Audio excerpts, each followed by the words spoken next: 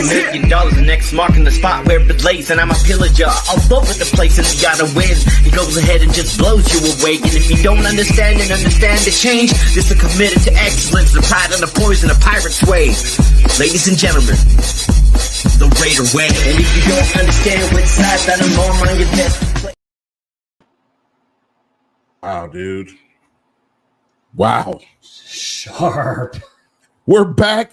We're back with a new pod. New brand.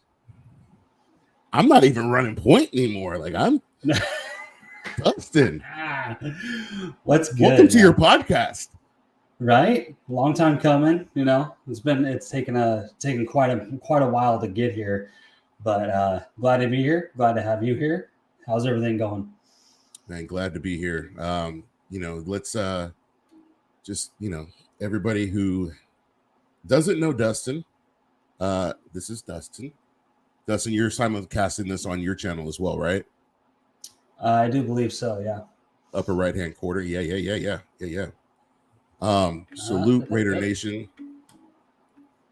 We got White Clay Thompson back. Shout out. Can't say Austin Hooper anymore. No more Austin Hooper. No more hoopsters. No more hoop. It's cool, man. We got a lot going on. There's obviously you got Raider. You got your page, Raider Way, going on. I got my page.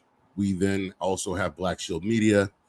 And then there's Black Team Broadcast, the Black Team Broadcast Group. To say we are staying busy out here. We've got our hands in a lot of different things. Yeah, man, hands are busy. I'm good though, man. I actually just started a new job. So I actually left finance, left the financial industry, got out of finance. Kind of went back to a passion of mine, which is fitness. And so, going back into the fitness game, it's been good. The money's good. The money's good. The hours are cool. People are cool. And the headache is gone. Well, that's all you can ask for, right? Good money, good people, good hours. Sounds like you're doing just fine. Better ingredients, better pizza, Oh, the mustache comments already. Shave the beard off for just the Super Trooper stash. The thing is, I don't think I could pull it off as clean as O'Connell does. I don't think I could go the Farva stash and live to see the next morning. What about the Minshew stash?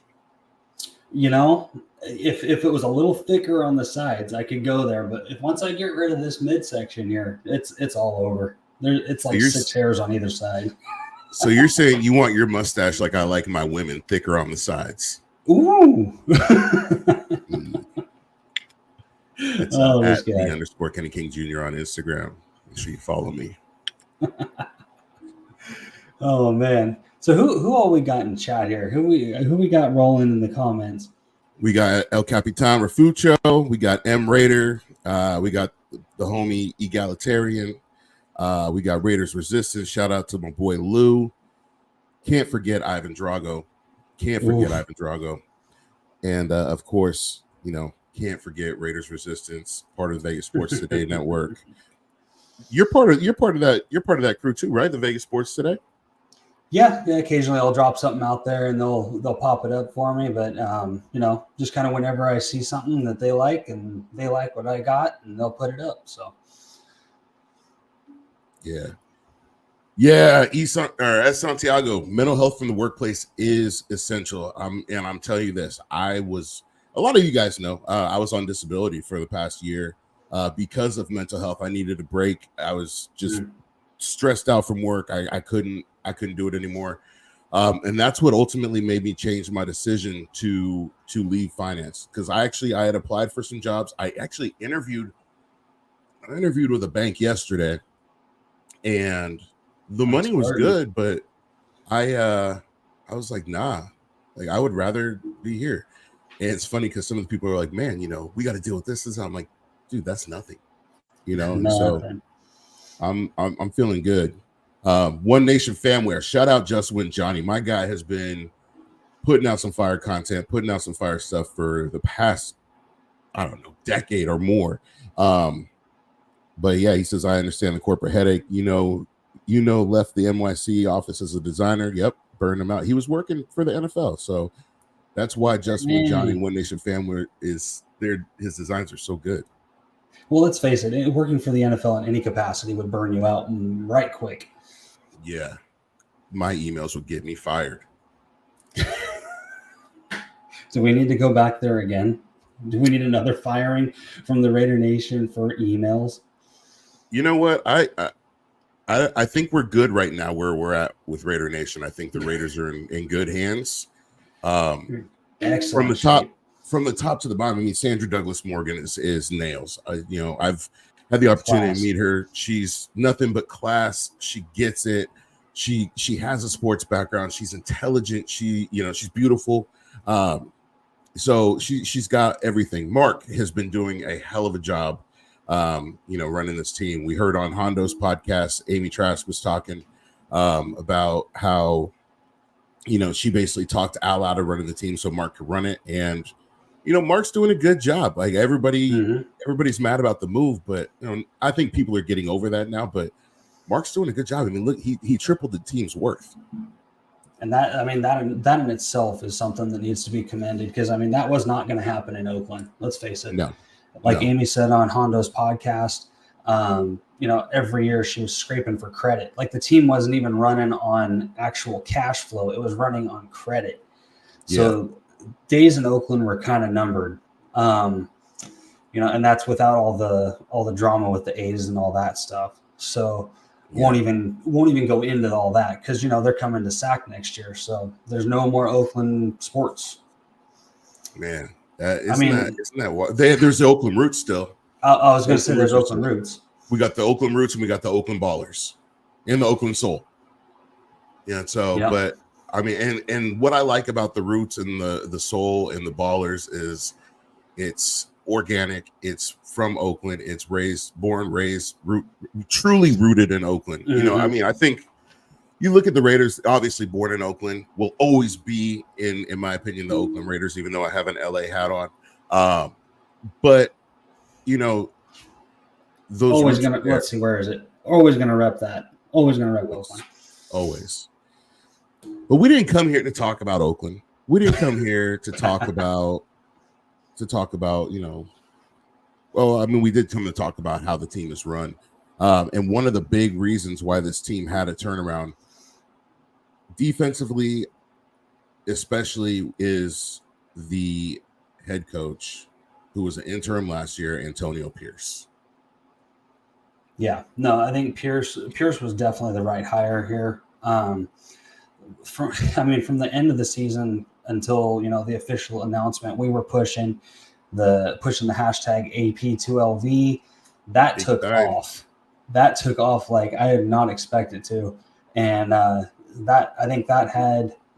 think Mark even came out and said that the fan response had a lot to do with the hiring, because if you look at it, so he kind of bent and gave Gruden the contract for the fan appeasement, right? Mm-hmm. And I think he really did want to bring Gruden back, but it just, something wasn't right. The power dynamic wasn't right. And I don't know that Mark had at that point, I don't know that Mark had the, what do you want to say? Not the backbone, but the stronger personality to go up against a Gruden type coach, but now he's got Tom Telesco, he's got AP, guys that he feels like he can actually trust to just hand the team over to, and they're going to do the right thing for what's right in Vegas. Yeah, Tom's a smart guy. He's been around the league for a while. We look at the track record that he has with Andrew Luck, with Justin Herbert, Peyton Manning. Like, he's been there for some top quarterbacks. What are you excited about? And I don't mean to hijack your pod, but what are you excited about with bringing in a guy like Tom Telesco, who has a ton of experience, because our past GMs have not had a ton of experience? Well, I think what you're getting with Telesco is you see the Chargers, and perennially on paper, they're always billing them to be, playoff contenders, number one. Yeah, exactly. So but the thing was, the coaching was just, I don't think, was ever there. They didn't seem to have the coaching to back up that roster that they had built on paper. And every year, the paper doesn't win the championships; the players on the field do. Right.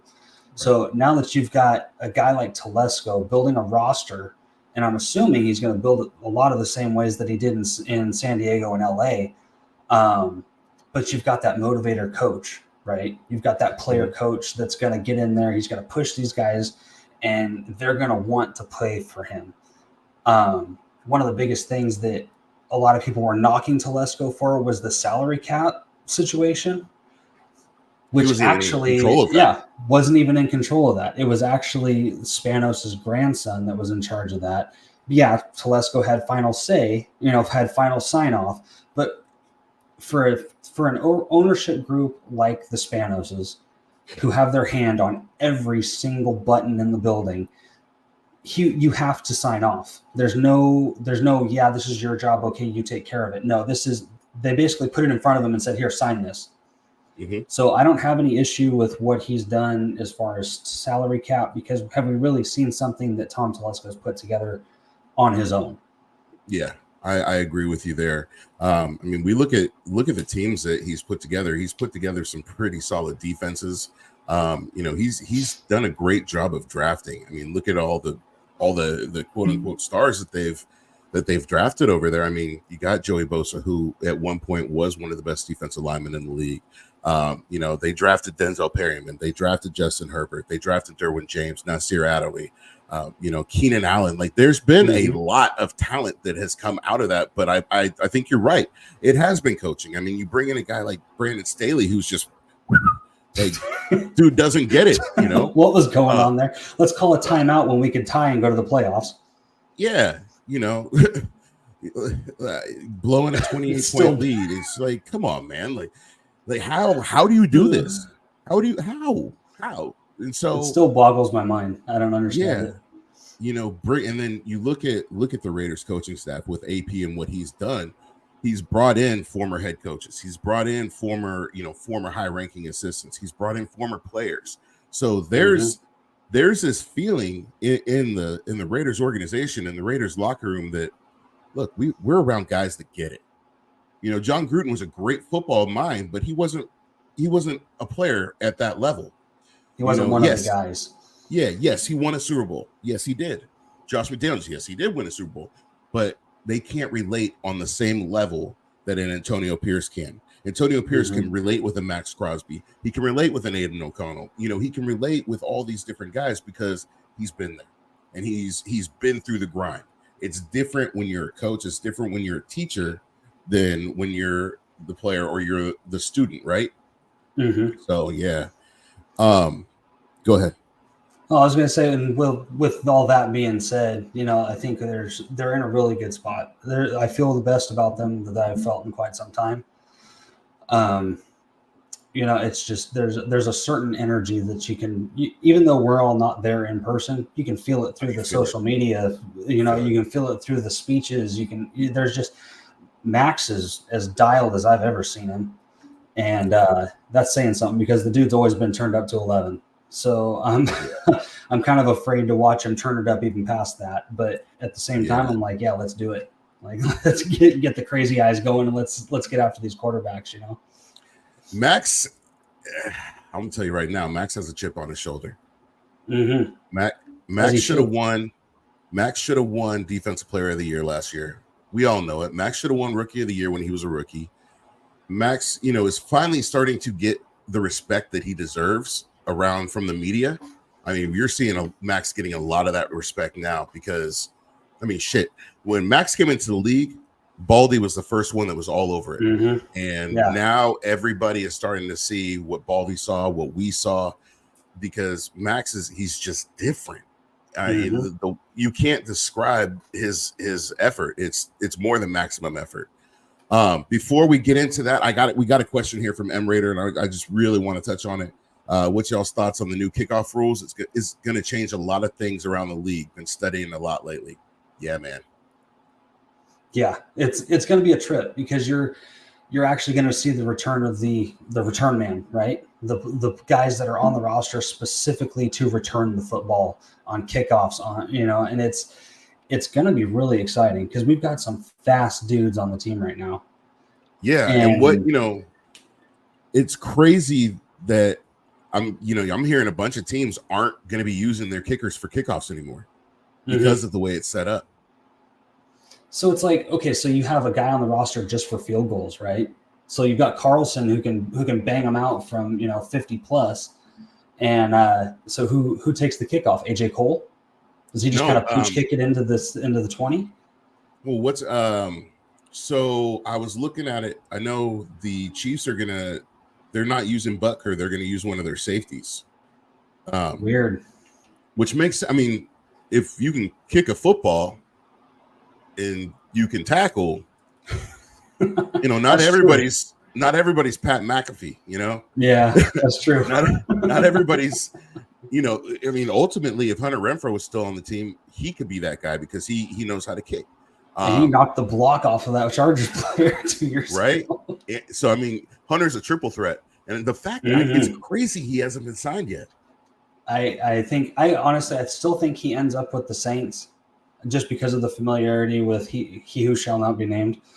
But I do think it's interesting that they haven't gotten him in there yet. I still think that's what's going to end up happening. I'd love to see him back, but I don't know if we've got the room for him on the roster right now. They've really ramped in the wide receiver room. I don't know where he fits. Third string quarterback, emergency quarterback. Could he be the guy that we third call string up? Safety? Yeah, he can catch the ball. The dude could be a ball hawk. We never know. And we saw Jack Jones taking wide receiver reps today. Yeah, what about that? I saw it and I was looking at it and I'm going, okay, is this like a safety drill, right? Like, you're not like a safety drill, a corner drill, just working on the hands, moving in space. I'm going, okay, is he just working on that aspect? I think he's working on. I think he's got some. I think he's working on trick plays. Yeah, we know AP likes trick plays. Yeah, he does. AP loves his trick plays, and you know what? They work. It works because, and like you said, if he's taking wide receiver reps, I can think of another corner that we used to have that used to play wide receiver. Another corner? Yeah. Who's corner that? / safety. Nate? Oh, Woodson. I'm sorry. I thought you meant on the roster. I'm like, no. I'm over here. See, Legendary. my ADHD. I'm sitting here reading the freaking comments, and I hear another cornerback who played receiver. I'm like, who we got on the roster then? No, man, you split him out, split Jones out wide, and see that would be kind of a trick to see. Man, that would be crazy. We got S. Santiago asking 1 to 10. What do you rate the front seven? That's tough. Like, I asked this on Instagram the other day, and I was seeing a lot of top fives and not five. To be conservative, I would put him at like 5 to 8. And that's being very conservative, I think, because adding Wilkins just puts a nasty spin on the inside of that defensive line. Mm-hmm. Mm-hmm. And like you said earlier, people are finally starting to recognize Max. That was the reason that Wilkins wanted to come. He wanted to play with Max. And you've got Kuntz that's starting to break out. Had a 3-sack game against Kansas City. Had 8 sacks in the last 5 of last season. Yeah. So he's maybe turning the corner. I think there could be, and you slide Tyree in and out. There's a lot of movement that could happen on that line. Yeah, Tyree's kind of that role that Cleveland Farrell could have played. Had he been just I love Clee. And had he been just a little bit more advanced coming in, I think that he at this level right now, he would be playing where Tyree's playing right now. Tyree really picked it up at the end of last season. He's spent the offseason training with Max and Wilkins. That's going to be huge for him. I like Kuntz's development. And then looking at the linebackers, Diablo coming back healthy. He's coming off. coming off a solid year. Bob Spillane, I mean, well, you got Eichenberg, dude. Eichenberg looks Yeah. like a straight up like blue collar or lunch pail linebacker. Eichenberg and Bobby Spillane, just those guys, they look like they're going to be the new Bash Brothers. So Yep. I'm going to be I'm a little less conservative, a little more liberal, and I'm like 9.5. Okay. Yeah, I mean, I'm pushing. I mean, anything top 10 is great, right? Let's be honest. Anything top 10 would be fantastic. Yeah. I just want to see it pushing a little bit closer to the 5. That's all. Yeah. I mean, we finished number 5 last year. We didn't subtract. We didn't subtract from this defense, which is great. I mean, we subtracted, we lost to Meek Robertson, who's a great friend of the show. But we added more than we subtracted. And that to me says that this defense gets better, because now you have the same defense returning, the same defensive coordinator. I mean, when was the last time we had this kind of continuity on the defense, but also in the coaching staff? Because previously there's been a lot of turnover because there was a lot of free agents. No, it's been a really long time since we've brought back the same defensive coordinator, a lot of the same players. It's been really a really long time since we've had any kind of continuity anywhere. I think it's important to bring that back, and having guys that want to be there. And you realize a lot of our defensive coaches are all player coaches. So I think we've got one of the highest numbers of player coaches on the roster, on our coaching roster, than as any other team in the league. I think there's like 7 or 8. Yeah. So, I mean, that's huge. Yeah. One Nation Fanware has a great point. People forget that AOC isn't really a young rookie. He's in his mid-20s. I think he's like 26. So he's the age of the average third-year vet, some 4-year vets. He was thrown into madness. Really hope he takes his next step year 2. I mean, look, his start against the Chargers the first game, and then his start when AP took over are night and day. Night and day. You got to remember, AOC was coming in as the number 3 quarterback. So he's getting minimal reps in the game. And instead of them going to the backup Brian Hoyer, they said, you know what, kid? Let's go take you down on an away game against a division rival. Just throw him in there. Out. Yeah.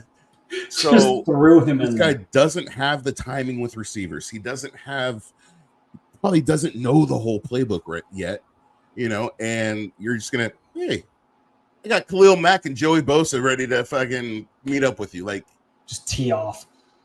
Yeah, that was smart. What I do like that I've seen from O'Connell is he looks bigger. Everything in training camp, he looks like he's bulked up. He looks bigger, but more toned. He looks leaner. Yeah, that's what I mean. Is like he looks more built. Yeah, he lost some of the baby fat. More like an NFL quarterback. Yeah, and that 12 looks so much better on him. I was just gonna say that 12 is looking sharp too. Like that 4, look, and it's not even a DC thing. Like it just didn't look right. It looked weird. Like the only time Ford looked good, only time I've ever seen Ford look good is when DC wore it and when Brett Favre wore it. Like, other than that, like Ford is not a cool number for football. I don't know why. It's just Watson wasn't 4, was he? Yeah, Watson was 4, and that's why it's not cool. We don't like that here.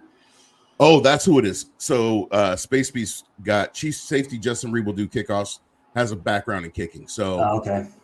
Yeah, I mean, if anybody, I feel like kickoffs are, I'm not going to say that they're easy, because somebody will then actually, you know what? Launch a ball, Hold on. You know what? Let's get this show going right. Kickoffs are easy.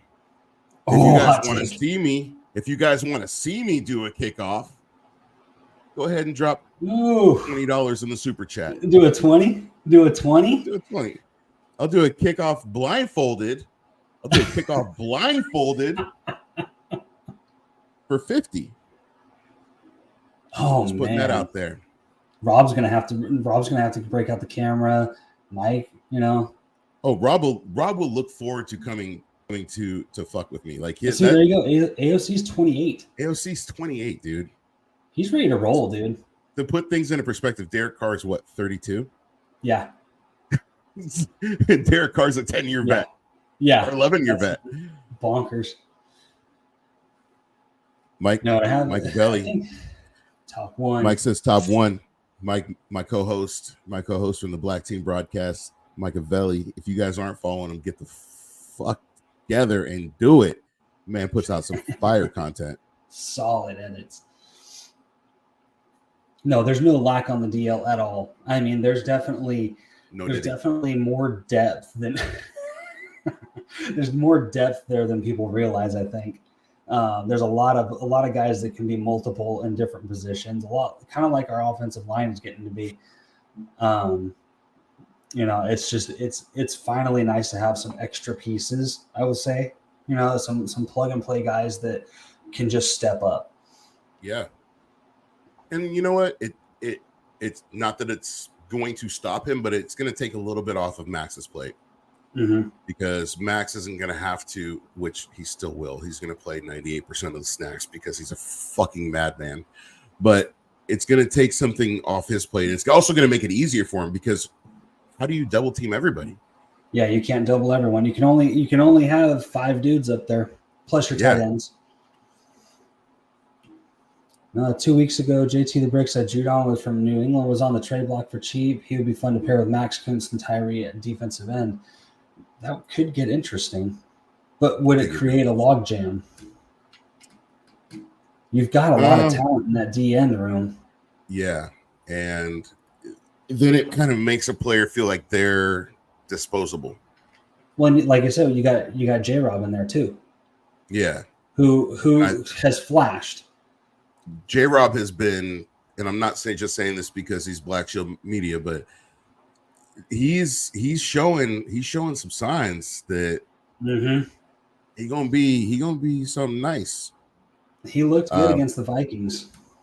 Yeah, man, he looked really good against the Vikings. That was like one of the look. Our defense looked really good against the Vikings. Unfortunately, we couldn't score more than 2 points. Couldn't even score that. That's what I'm saying. Like we 0-3. I've never seen a 0-3 football game ever. It was like a soccer score. Yeah, that was wild. Baseball, soccer. soccer. AOC stayed another year because his team was in contention to win and his brother passed. I didn't know that about his brother. Actually, I knew his team was in contention. I did not know that. Yeah. I'll let you read this one. Hold on. Shout out to Powers, aka Lil Richie, man. He has me pumped up. Dude, I have been so high on Jackson Powers Johnson since we drafted him. And that was the first comparison I had. I'm like, the dude is a little Richie incognito. And to see that Richie has come out and said, I like this kid, that is icing on the cake for me. He is as advertised. He was a round 1 pick that fell to round 2. I am so jacked about JPJ. I had seen so many mock drafts with him going in the top 15. It's crazy. Like the fact that he fell to the second round and the fact that we were able to get him, this dude is going to be a star. This is a Richie Incognito, Steve Wisniewski, old school, just hard nosed, wants Madden style linebacker. I know this dude. I know this dude stinks. I know he stinks. I know he's like Gabe Jackson. Like Gabe Jackson. You ask anybody that was on the Raiders during the time that Gabe Jackson was there, they will tell you Gabe Jackson was the stinkiest guy in the locker room. And guess what? He was the baddest motherfucker on the line. Nobody got past Gabe Jackson. Still bad. Bro, he's a bad. Yeah. So guess what? I hope Jackson Powers Johnson stinks. I hope he does, because that means he's going to be a beast. Smelly beast. You like the way my armpits smell. No, that was seriously that was the first thing I thought. I'm watching highlights, I'm watching tape, and I'm looking at JPJ. I'm going, this is a Madden lineman. This dude is a Madden style lineman. Yeah. Just mean, nasty, Jim Otto nastiness, you know? I know that's a lot, but that's really the only thing I can compare it to besides Richie is just this nasty grit. Yeah. It just he feels like a Raider. Like grew up a Raider fan. His first game was the Battle of the Bay in Oakland. I mean, doesn't get much more poetic, right? Yeah, poetic. Like that's a full circle moment. Matt Beltran says O-line's gonna be solid this year. Yeah, and I think it was Vic that said, it was Hondo. It was Uncle Hondo. He said that Thayer Munford is looking like the clear-cut starter at right tackle. Been saying it since last year. They were saying, "Oh, we need a right tackle. We need a right tackle." I'm like, you guys need to look deeper on the roster. Thayer Munford, in the time that he played and started, the guy looked like the out-and-out starter, from my opinion. Yeah, he had some slips, but I mean, like, you get him those game reps, and dude looks sharp. And to hear that he's looking even more so this year. And so, okay, so what's your offensive line projection looking like? It's looking like Colton Miller, JPJ, James, Parham, Munford. And then Munford, yeah. Dude. I mean, why not? Why shouldn't it be nasty? Yeah, then you got some guys back there who can fill in. And so I like very the deep depth. Offensive line room. I like the depth. I think that this is the first time since 2016 that we've had some solid depth at the offensive line position and defensive line position. All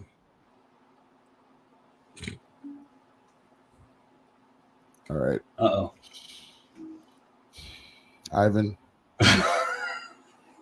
Brock's sister. Shout out to Brock Bowers' sister.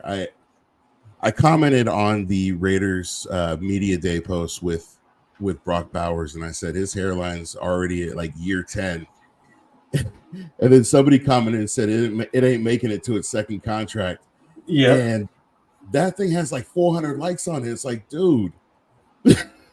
Yeah. I said all elite athletes have horrible hairlines. Look at Hunter Renfrow. That's why they have the helmet. And then Hunter liked it. He knows. I mean, you can't tell me that guy doesn't wake up and look at himself in the mirror every day and not know. Hey, you know what? Some people are in denial. Like, I embraced my baldness. I said, you know what? No, I'm bald. Yeah, you big. Oh, do you know what? Space Beast is making some points here. He said, what about Byron Young?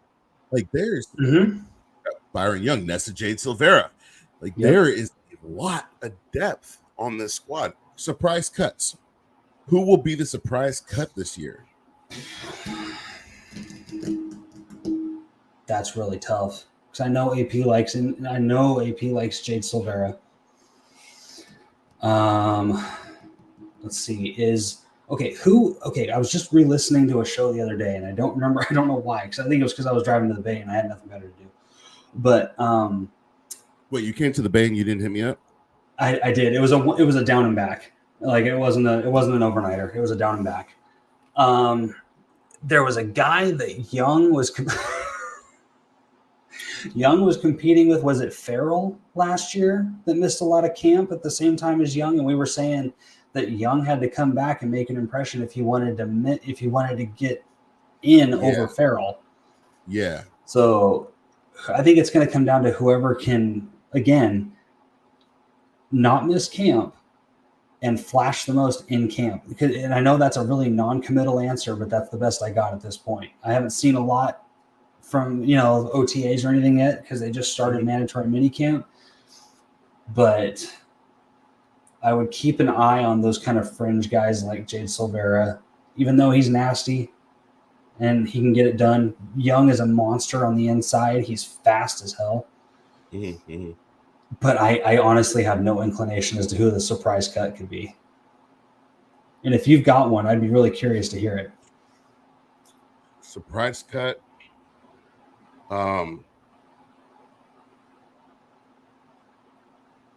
It's going to ruffle. I don't know if you can pick one. On the defensive line or just on the team in general?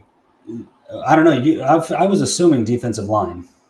I was thinking team in general, but defensive line, I mean, that really makes it more difficult. I could see J-Rob being a surprise cut and then being brought back on the practice squad. And then making the roster again mid-season for somebody else. Yeah, but team-wise, a surprise cut that I think could be Alexander Madison. I think that you know, depending on how Dylan Lobb and Amir Abdullah do in camp, I think that, you know, Madison, even though we brought him in free agency, he may be that surprise cut. He could. I mean, he could be if Lobb plays the way that I saw his tape. He's a great scat back because he can catch out of the backfield. He can do all these like shifty things, you know. And I like the way Zamir runs. He's clear cut number one, obviously. Yeah. But Madison does have kind of a weird fit there, I think. And he has a history of fumbles and injury. So, you know, I think it really comes down to how he does in camp and in the preseason. We know what Amir Abdullah can do. You know, we know that he's great coming out of the backfield. So I think that he's solidified there. I think Caucasian Tomlinson is going to be somebody who's going to get some run. And in case you don't know who Caucasian Tomlinson is, that's Dylan Lobb.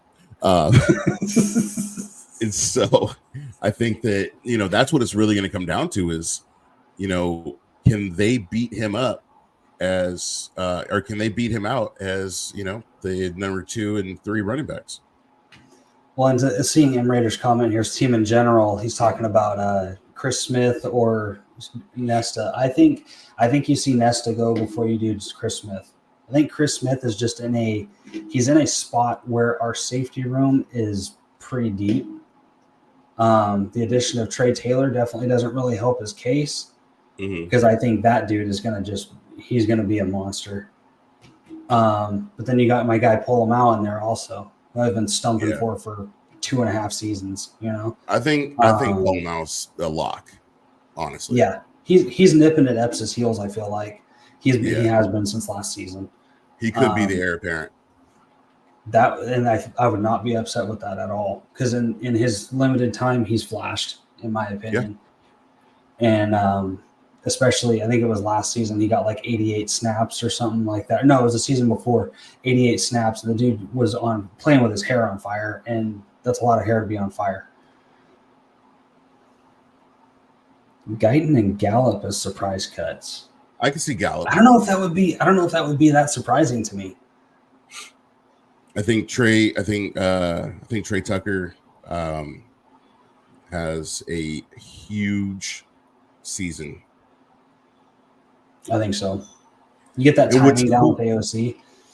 Yeah, but what's cool, what I like about Gallup and what I like about Tucker, and not so much Tucker, but what I like about Gallup and what I like about Jacoby is that both of those guys can also play the slot, and Trey can play slot and Z. And so it's very, very interesting to see what they do because, you know, when you go out there in a 4 receiver set, you got Tay, you got Trey, you got Jacoby, and you have Gallup. You've got 4 guys out there who can really make some pass catching plays. But then also remember, then you have the phenom Brock Bowers. Oh, and don't forget, we also have Shrek when he turned to human, Michael Mayer. Like, I was gonna go a WWE reference. You said the phenom. I was gonna say Kane. I was gonna say we got the Brothers of Destruction out there, man. Oh shit! Missed opportunity. That was a missed opportunity, but that is an opportunity for you to make a post. I like it. Now hold on, Mike Mayer. You know who Mike Mayer reminds me of? Jack Reacher. Oh, dude. What's that dude's name? Alan Rickton or? Yeah. Oh, yeah, I could see it. Like I could see Reacher. He's like Reacher, but he looks like a cross, like, and he reminds me of Greg Olsen. Like the way he plays reminds me of Greg Olsen. He plays just like Olsen, like Witten, like Gronk. Like it's just that big, physical, big body, athletic dude. Yeah. Yep. Yeah, and then you got Bowers, who's like Travis Kelce's, little brother. maybe better than Travis Kelce. Like, let's see. I mean, obviously, I'm not going to say it right now because we haven't seen him play, and I'm not going to be one of those people like that are going to call somebody the GOAT coming into the league when they haven't ever played a game. Like, how the Caitlin Clark fans do, and they're like, "Oh, Caitlin Clark's a GOAT," but she hasn't played. But Asia Wilson's sitting there being the best player of the WNBA years after year after year after year. I mean, back to back. Like, come on. Sorry, I had to go on my little tangent. No, I had somebody call me racist because I said Caitlin Clark wasn't the GOAT. Wow. But then they went on and called Angel Reese a bug-eyed black bitch. See, it's shit like that. It just makes you lose respect for a lot of people. And I don't blame you for going on the tangent because, they wear silver and black too now. Yeah. Mark Davis made that nice little tweak. And look at that, a cohesive Vegas sports brand. The only thing outstanding is the Vegas Knights. But, yeah, they need to switch. I mean, come here. Hey, Nevada is the silver state. So, give it the be like, I like when I think there's only like 2 or 3 cities that have, or 2 or 3 states that have all sports teams wearing the same color. I know Pittsburgh's one of them. Oh no, Pittsburgh's not. Yeah, Pittsburgh's one of them.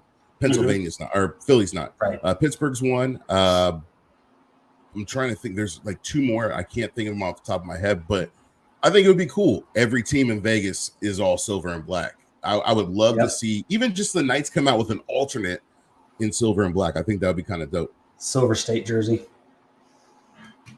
Anthony says, I mean, we're talking about WNBA here, but Diana Taurasi is the GOAT. She's one of them. She's not the GOAT. That's Candace Parker, CP3. Now, see, and I'm going to have to defer. I don't know much about WNBA, so I'm going to defer to Kenny's expertise here.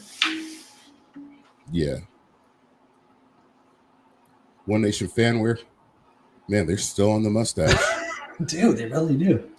I want to see that mustache. I can pull it off. I can't do it, man. The wife would probably kill me. I can't do it. And the thing is, this split is not a design choice. That is a natural happenstance. You got a cleft palate? No, I don't. It just grows. I did have somebody tell me that I got some fucked up teeth, though. Who told you that? Yeah.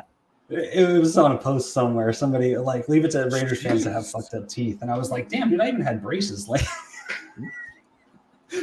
I mean, I've seen you smile in person. Your teeth ain't that bad. Like, they ain't even bad. Like, what's dang. Hey, look, my teeth, I shop at the Gap. And then I had another dude tell me they'll lay off the hair gel. But that's cool. I get it. I know I use a lot. But okay, you got to tame the mane somehow. This is how I tame my mane. Dr. Bick. Actually, I use a head blade. Oh. I use a head blade upstairs, downstairs. Downstairs is when I take my Blue Chews. Anybody who wants Blue Chew, promo code Kinky Kenny. Get the plug. See, dude, this is okay. Even just like our old shows, we're hitting that 45-minute mark. We're derailing. Yeah, I was gonna completely derail, but someone wrote a really bad. I don't understand the hate for Uncle. I don't either. Hondo is one of the most unbiased. Dude. He's a good dude. He's an unbiased observer. He's not a fan. He likes the people, but he's not a fan, as he would tell you. But I don't understand the hate for a guy that's just doing his job, and damn well. And they call him a homer, where he tells you, "I'm not a fan." Mm-hmm. And I have a ton of respect for Hondo. I mean, he's a great dude. I love Hondo. Awesome guy. When I see Hondo slander, I get mad. I'll whoop somebody's ass for Hondo. I really will. Ben Badass, do you know why colors are silver and black? I do. Al Davis was colorblind. It's not because he didn't like the gold and thought that silver looked better. I mean, it was also because he liked. It was also because of.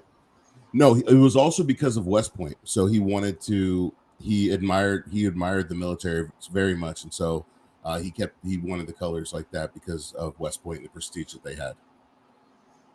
Yes, Hondo is definitely for the fans. He busts his ass, and he's in the trenches getting the best stuff for all the fans. And if you don't check out his posts on Instagram, you definitely need to check him out. Our guy A-Train, Mr. Freeze himself. Got him. Mr. Freeze, our buddy A-Train, producer Ant-Man, whatever you want to call him. That man, he does a lot of work for Hondo and does some A+ work.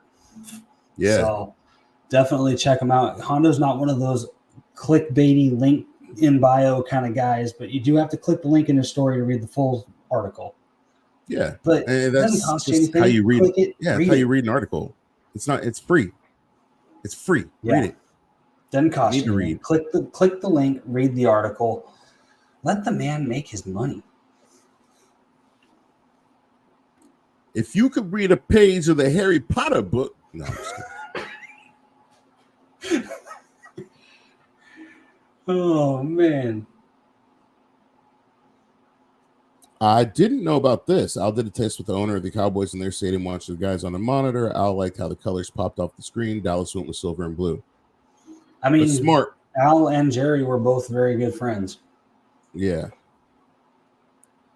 Some of the OG Raiders art did have yellow gold. Yeah, I know. We know that. We know that, One Nation. Yeah, man. I'm glad they ditched that. Yeah, Space Beast. Yeah. Any fan base would be lucky to have Hondo, and he works for SI, not an unknown commodity. Exactly. Hey, man, I work for an unknown. No, I'm just kidding. Exactly. Hondo takes a lot of time and a lot of pride in his work, and I've got nothing but respect for my guy. I'd actually just like to point out here, Kenny just said he works for an unknown commodity. That means don't take anything he says seriously. Ever. Don't ever. Ever. Had to get close in on the mic for that one. If you need me for voiceover skills, I'm available. Hey, you don't hold a candle to what's bro's name? Trey Mosley. Trey Mosley. Trey Mosley is the GOAT. Trey Mosley just got an Emmy too. I saw that. Well deserved. Trey Mosley's he does a lot of the Raiders videos just behind the shield. You hear him in video games, you hear him on TV. Mm-hmm. Trey Mosley is all over the place. He even narrated as a spot for my podcast. So Trey, if you guys aren't following Trey Mosley, go give him a follow. He has some funny videos and stuff like that. Yeah, too. He's got some good stuff. Yeah, but Dustin, this is the derailing point. What you got for us, man? Where are we going? Well, actually, I was kind of thinking, since we are derailing so hard. Ooh, no diddy. We are derailing. So my suggestion was going to be is I was going to toss it out to the comments and say, look, if you like what we're doing here, give us a follow on Instagram at the Raider Way Podcast. Run up the numbers, leave the comments, hit the likes. Drop some ideas that you want to hear us talk about. If you've got anything that you think that we should be looking into or anything like that, I dip all ears. Definitely want to hear about it because we're here for you guys. We're gonna be we're gonna be a no. Well, there's gonna be some BS, but there's not gonna be none of this speculative crap. Everything that we're gonna talk about is gonna be substantiated by fact. Most likely by Hondo because we're good with Hondo and he's right in the building. But we're gonna do this the right way. We don't want to be out here just spewing things like certain other outlets that are just out here gassing themselves up. But we're here for you guys, so we definitely want to hear from you. Hit the follow button. Anything and everything. Just hit us up. Yeah, let me add. Right now we're going to be dropping the pod on my channel. We're going to be simulcasting on Dustin's channel. We want to be able to get this on Dustin's channels and me simulcast on mine. So in order to do so, we need to build Dustin's followers up on YouTube. So make sure you guys are going and following his YouTube. You can click the link on here and it'll direct you there. Dustin will put it in the podcast afterwards. And then if you're listening to the podcast, like I said, once again, We're going to be putting it on my channel, so it'll be on the Real Talk Network, and that will be followed under there. So if you guys are listening after the fact, you guys can go on there and listen. We have a Raider Way podcast group on YouTube, so you can also go on there and you'll see everything that we have. But we're going to be dropping this every week, every Tuesday at 7 p.m. Make sure you guys set your reminders, set your alerts, give your follows, and go Raiders.